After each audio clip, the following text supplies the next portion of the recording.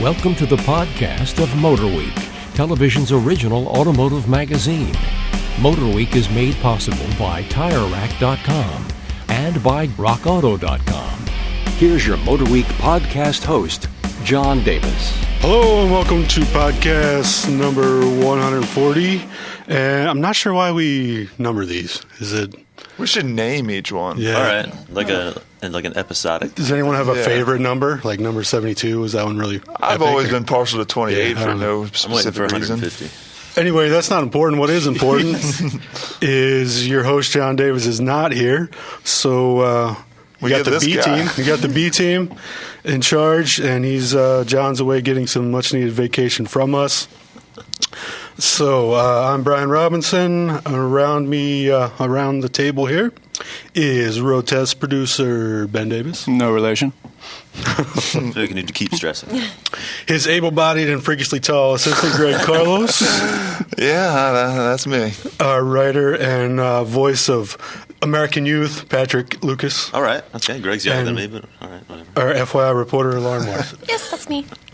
So, before we get into the usual boring road test car discussions, why don't you tell us, Lauren, what's new in the FYI department? Well, let's see. Just got back from Indianapolis, where they've got this program, electric car sharing program. It's the largest in the country. It's called Blue Indy. It's really cool. If you're rolling up to Indianapolis, if you're on vacation, business, you can just rent these little electric cars that they have all throughout the city. A green way, and if you don't want to rent a car the whole time you're there, you can just rent this car to get you from, the hotel to the airport. It's really cool, unique little program, first in the country. Like, how many cars do they have? There's over 100 cars. They have over 100 cars, and by the end of 2016, they want to have over 500 cars. So, There's plenty for everybody. If you're heading out that way, there's plenty of charging stations. When we were there, I tested it out, drove it. Really cool little car, plenty for everybody. Didn't have any problems with accessibility. Is it all, go ahead. No. Well, I mean, it's not about Is it me. all, like city infrastructure charging systems, or do they have their own? So that's the thing. You really have to stay within the city limits of Indianapolis. They really don't want you to go farther than that. They've got about 120-mile range on a full charge. So it's really unique just to get you around the city. I mean, if you really wanted to head out, there's really no infrastructure outside of the city. So everything's pretty much centrally located. That's cool. What cars are they? It's unique to Blue Indy, but they're designed Pininfarina, I believe is the name. Yeah, so Ferrari. Sweet. Yeah, That's awesome. So it's a unique design. You won't see it anywhere else. They have. Did not know that. Yeah, Autoliv in Paris is kind of where they got the idea. So they're driving around Paris, and then here we have them in Indianapolis now, too. Pininfarina designed those one-touch Coke machines that you see everywhere now. Yeah, that's what somebody was saying. Yeah. So Why do they call it Blue Indy instead of Green Indy? Is it the whole Colts thing? I don't know why. I should taken. have asked about the whole blue aspect. No, I don't know. Actually, I was kind of I just didn't really know what it was until you'd actually explained it, and then I'm wondering, why is it just green? I don't know. Yeah, because it is a very green way of getting around. Are they all one color? Are they all blue? They're all white, and they have like blue stripes on them. So you can definitely. I think, Greg, you could probably fit in the driver's seat. They're a tiny car, but you could probably do it. We chalk that up as the first height reference. I'll be all right. I would have called it Triple Lindy. So it's basically a bike sharing program for people that are too lazy to bike. Yeah, kind of. Yeah, pretty much. Or kind of like zip cars, something like that. But if you really wanted to go green and be environmentally friendly, these are all electric. Is there like a mileage? And sometimes it rains limit? and sometimes it's cold. That's why I kind of wondered, if you don't want to. Is there a mileage limit? No. Driving the car? No, or is it just until you run out of battery? No, you'd have to obviously recharge it. You can only go 120 miles. Yeah. And then just walk away. It's not your problem. No, you can drive it for days. You can drive it for minutes. We drove it probably 8 hours, but you're charged by the minute that the car's on. So I wonder what the shortest trip Yeah. has been in one of those. Like if somebody just went to like the other corner, and grabbed the coffee and back. It's possible. They've got to have some kind of record there. It's all done through your smartphone, I assume? Yeah, there's stands that you can just walk up to. Say you're really interested and you don't think about it until you get to Indianapolis. You can just walk up to it, or if you know you're going to the city, you can reserve everything on your phone. So it's either way. It's convenient That's for everybody. crazy. They have Yeah. like some kind of cool. cab fare meter, so keep track of your minutes and stuff. It's like texts you like every so often, like, "Hey, you still in the car because we're still charging you." Respond immediately Yeah. while driving. You better not be checking this text. Seriously. So it'll text you like, "Hey, this is your total amount," and it just charges your credit card. So there's really no transaction of. Jeez. Yeah, so it's pretty cool. Man, Pretty what a cool world stuff. we live in. I know. Does sound cool. Look forward to seeing it. Yeah, and then I actually went to D.C., and that's also happened in the FYI world. The National Highway Traffic Safety Administration, there's 25% of cars on the road right now have open safety recalls on them. And so a lot of people, I know, get your recalls fixed. Yeah, we had our long-term Sorrento we've had for less than a year, and it had 4 recalls on it. I took it in. And so the government has, it's called safercar.gov, super easy to find out if your car does have an open recall on it, super easy to get it fixed, just take it to the dealership, but just something that a lot of people don't think about it or a lot of people just ignore, Safercar.gov. which is... I bet you I actually use that already. My Celica's got at least 2 that I know Yeah, of. so that get I've them never- fixed, take them to the dealership, Well, it's I know they free. want to do it because they dial the rev limiter back. They don't, Isn't that where Yeah. the Celica was breathing too heavy, so they had to dial it back. Yeah, So I got one of the ones that I hasn't probably been have the touched. only one on the road. Yeah, it's still revs. So I'm hoping that'll be worth money when I try to sell it. You have to find a fuel filler door at some point. They did that with I still have it. Yeah, that's good. that Acura CL, that 280 horsepower Acura CL. Remember when that hit like 3 or 4, and they dialed it way back in Yeah, horsepower. All right, let's get into So more. John would never let it get that off topic. Yeah. I'm reeling it in. Get it. Let me mark one hit against John too. One height. All right, so on to some road test cars. Mini John Cooper Works Hardtop. What is it, and do we want one? Patrick, you speak for the youth of America. There you You're go. the Do younger I want staffer. one? I actually, I would never ever buy one. You love 'cause it's- European cars. I drive an Audi. No, it's 32 grand, wasn't it?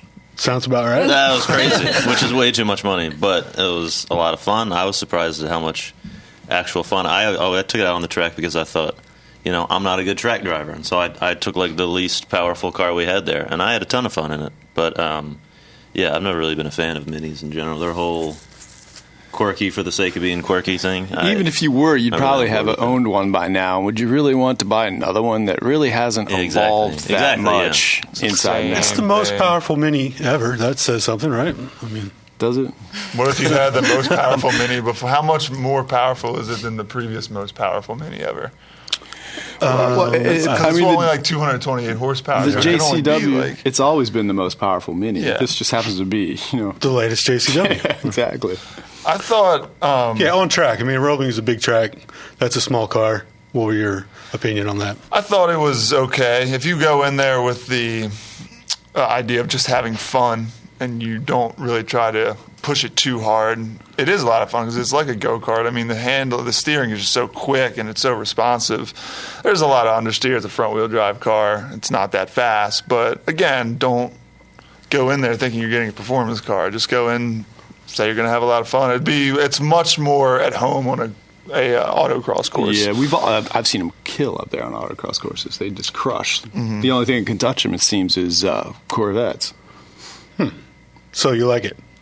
No, I didn't say that. I'm just saying it's not. I agree with Greg in that it's an autocross car, not a track. So to put it into sport mode, it was like a fob essentially. God. That was like race mode of sport motor. Right. That was like Now, a is that further- is that a production thing? Like, That was what dumb. was that about? I thought that was Yeah. just a weird way.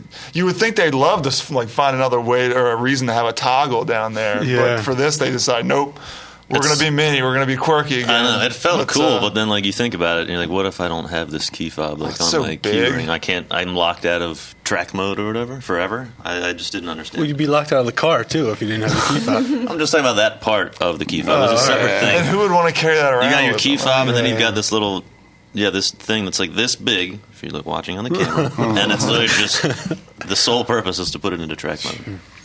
So you're only going to drive that car to Starbucks anyway, man. So would anyone take it over a GTI? Probably not. No way. Okay. All right. Well, that's something. But still a great car.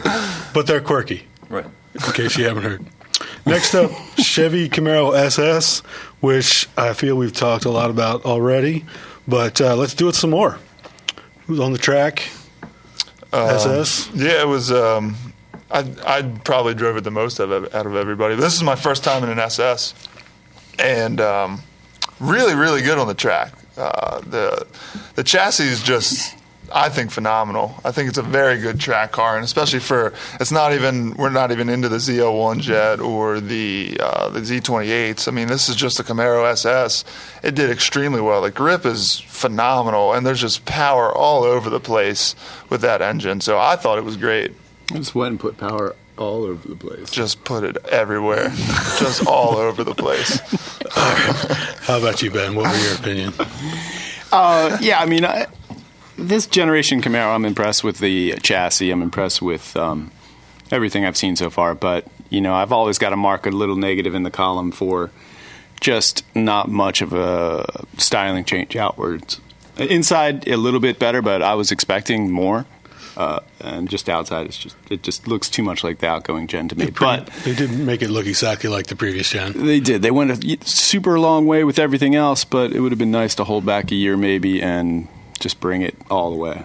So what is a mid-cycle refresher? We're going to be stuck with this body style for quite a while, right? I would think so. It's a little dated already. Yeah, so obviously everyone would compare it to the Mustang, so I would compare to a Mustang GT, which we've kind of talked about before already, but... Yeah.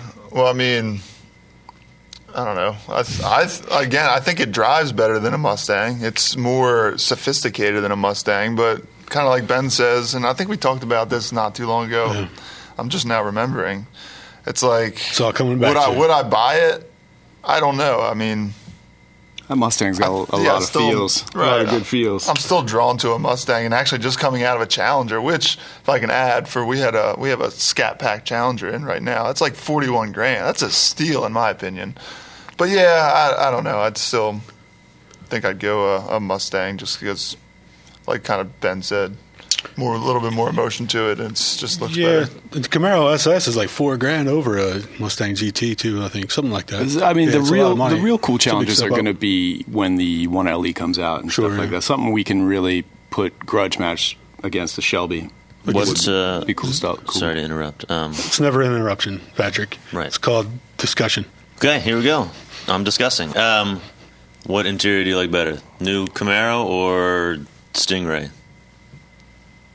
Camaro or Stingray? Wow. To the Corvette. Just dramatic Chevy remakes it's exactly the same. It's extremely Stingray inspired. Well, but from the outgoing Stingray or the outgoing Corvette, I should say, to this Stingray, the transformation was dramatic. I just think this Camaro interior is probably the best Chevy interior I've seen. Whoa, that's a bold statement. I don't agree with that at all. What's better, the Corvette? I don't know. I didn't really think the interior was that great. I mean, the materials are nicer. It's still incredibly I like the plastic intensive. And it's better. So hard to see out of, so it doesn't matter what angle you're looking but that's from. just inherent Camaro. But I see where you're going because this interior is similar to the one that's in the Malibu, the new Malibu. Which I didn't even like the new Malibu that much. I didn't think that was that impressive. Yeah. But this one I did. As far as infotainment goes, everything's really easy to use, where a lot of things, for sure. Yeah. Well, we'll get into that with the next car. You'll hear me rant on the infotainment center. Okay, but GM's really nailing it as far as that goes. Do you want to drop in anything here? Are you a Mustang or Camaro girl? I would go Mustang. Oh, look at that. Nice. All right, so keeping it in the GM family, how about the Cadillac XT5? Ben? I'm fresh off that trip. It's fresh. It's a nice car. It's very smooth and quiet. They have an all-new 3.6 liter in it. And it's a car, or is it a crossover? It's an SUV. Did I call it a car? You did, but that's all right. I just want to make sure everyone knows. In a segment where it seems a lot of people are offering Turbo 4s with a little more performance snap to them, I found it strange that this vehicle only has one motor, a 3.6 V6, and it's whisper quiet, and the shifts are super smooth. It's almost so quiet that after being in it for 4 hours, I was going mad. It was just so sterile and quiet. Alone with your own thoughts does that too? Yeah. Especially coming out of the Lincoln that we had, the MKX with the EcoBoost 2.3. That had some snap and growl to it and some blow-off whoosh and all that. And that's completely missing in this Cadillac. So I'm confused where Cadillac's going. Exactly. On one They're hand, trying they to portray a more sporty image, right? Yeah, but then exactly. I mean, everything you can get a lot of these models, performance that you're never going to use, just unreal performance, Corvette parts and stuff. And then on this XT5, all you can get is this whisper quiet old man's car. Where are they going? What do you have against old men? I was going to say, old men might like these cars. Maybe, Old men but still buy cars. I don't know. But see, they're chasing down all these BMW Audi people with this, mystical American performance with, European match performance. But then there's just no performance in this XT5. Are they going to put all that stuff from the CT6 in there? Did they ever mention? Or was that before the CT6 you went on this trip? CT6 trip was before this trip. Okay. The CT6 was there. I got a chance to look at it. Right, but so are they going to put all that fancy tech? Because the CT6 is all how they're fancy. all luxury, right? Yeah, that's Fancy tech. Wow. That might be a mid-cycle refresh. PR is pretty hush-hush about that kind of stuff. It's a nice car. It's quiet. It's super comfortable. I got to give it to him inside as well. The Q system's there, so you can only give it to him so far. That's still a nightmare to deal with. If you're going on a long-haul trip with a friend, you better set aside 30 minutes to teach him how to use it so you don't have to. But luckily, they're on board with the Apple CarPlay and Android Auto. So once if you have an Android or an Apple, you plug in, that's what you're using. You're not messing with that Q system for the most part. I mean, other than that, still the haptic feedback, which is pretty awful. Fair enough. But use of materials and color palettes and textures, everything is above what I thought was expecting, so kudos there.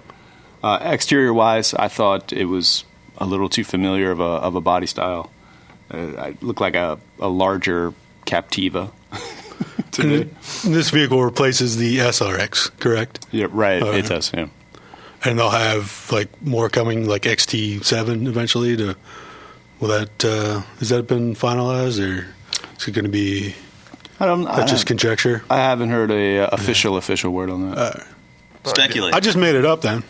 Speculate. But if there were to be one, it would be an XT7, I guess, because that's the whole naming scheme. Or an XT3, maybe. Yeah, Right. Make a mini one. Think about Cool. that. All right, here we go. Now see it. Figuring it out. To sum up, a nice vehicle, but there are more higher performance choices out there for the shopper.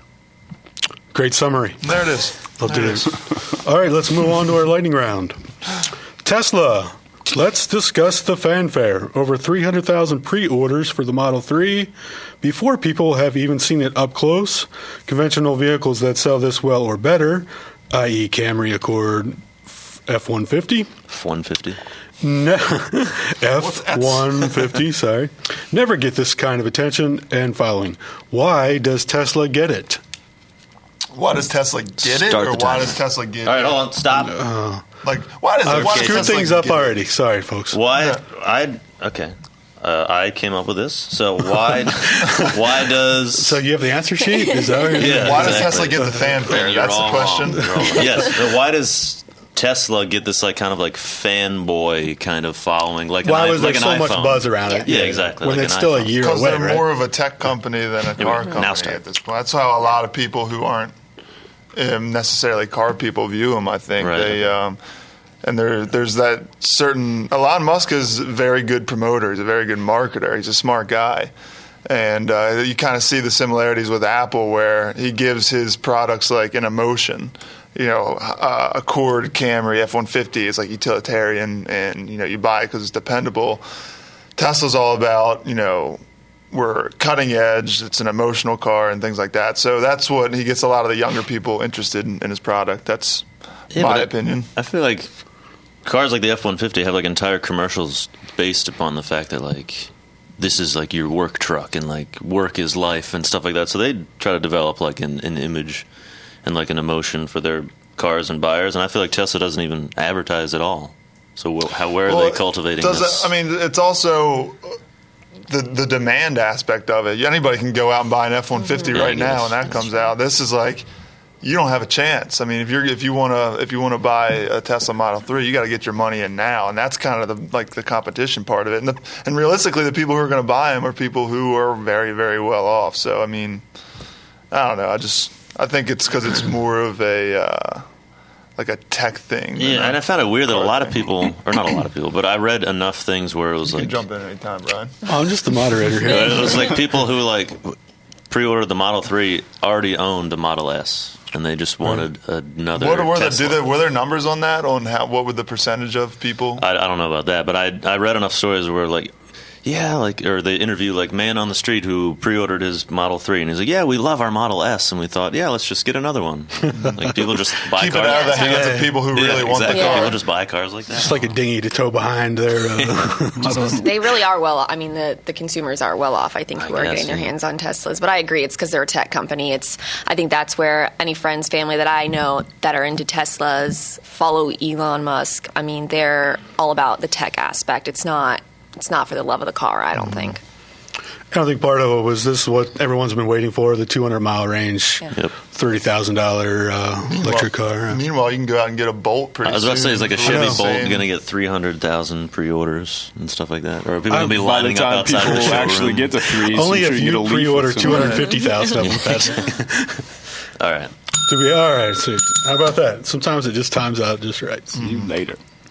All right, now let's talk about a viewer question. Harold from Parts Unknown Hi, Harold. I didn't know we had a video feed. asks, am I wasting my time and money listening to this podcast? No. It's free. Using gas additives that claim to clean the fuel injectors and get better gas mileage. The only ones I have been using are the brand name products. I really can't tell if they are working or not. What do you think? We have no fuel additive sponsors right now, do we? No, none. I say it's a tremendous waste of money then. Would that answer be different? I imagine this question wouldn't be on the sheet if we had to. I would tend to agree. I mean, I'm sure there's studies out there where some work in some capacity, but I would say for the general... Go ahead. I was saying, are you saying that none of them work? Or are you saying that he's wasting his time and money with brand name products? Did he say what kind of car he's putting them into? He did not. No. Or what kind of performance. Yeah, if it's like a I performance think car. anything with fuel injection, you're not going to notice anything. I mean, I think you'd have to jump back into the carbureted era to maybe have some gummed up jets that might get cleaned out and leaned out. But I don't think you're going to notice anything today on modern stuff. If it's peace of mind you're looking for, then a couple bucks is, I guess, a cheap price to pay. A couple bucks in my pocket's always giving me more peace of mind. Yeah, but you get what you pay for, right? Whatever you want to do. If you're paying like $2 for it, do you really think it's going to make a difference? You You know, buy an air freshener for $2. That makes a Get difference. a more Probably noticeable, a bigger difference. maybe it's like I'm sure there's definitely chemicals out there that make a difference, but I don't think we as a consumer can buy any of them over the counter. Does that make sense?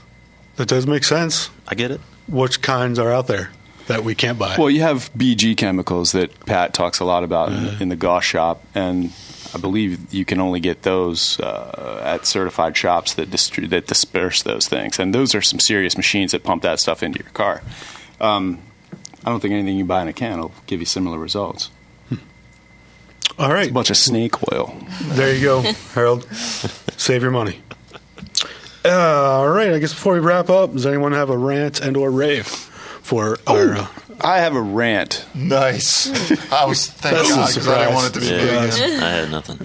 Getting All kind of a right. reputation. So I'm buying some Honda parts a couple weeks ago for a... for a CRV. All right.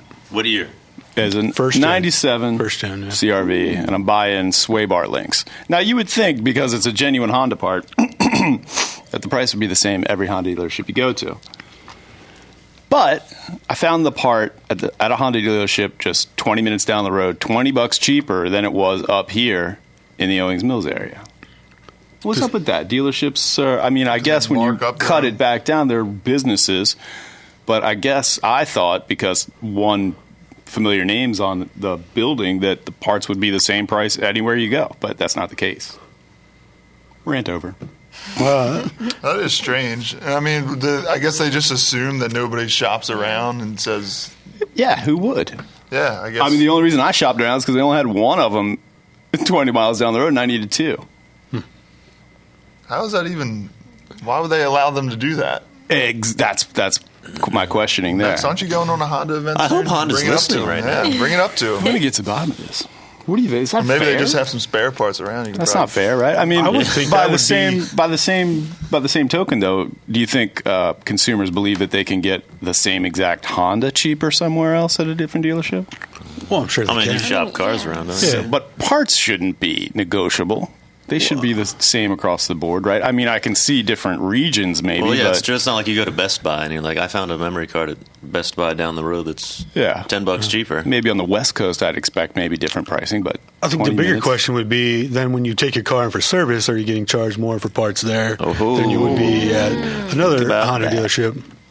Yeah, that's somebody needs to do a story on that. That's disconcerting. That sounds Sounds like an FYI. It sounds like a consumer-related story. I Too could get bad on we that. don't have a consumer-related reporter somewhere around the Sitting stable at the right now. All right, we'll get on that. That was kind of a lame rant. Is that just me? Or? I'm gonna need pretty. But it- not too much gets me It ruffled, man. That's blossomed all I had. into a Yeah. fruitful Yeah, it was a very conversation. small, Yes. and then it turned into a more general complaint. Right. So, it And was- as spring it has wasn't arrived, I feel like that was a great metaphor and a great way to close podcast one. bad. Why don't you guys just switch All right. chairs? To sum up, I'm just kidding. So we'll thank our podcast producer, Patrick Lucas, for wrapping things up and for bringing this to you, and for Jim Bigwood, our audio engineer, for helping me sound somewhat legible, and Bob Mixter, our podcast creator, and everyone else on the MotorWeek staff bringing you the show week in and week out. Check us out all the usual places, and don't worry, John Davis will be back next time. You have been listening to the podcast of MotorWeek, television's original automotive magazine. MotorWeek is made possible by TireRack.com and by RockAuto.com. For additional information on podcasts, videos, and showtimes, visit our website at motorweek.org. And watch MotorWeek, television's longest-running automotive magazine series each week on your local PBS station.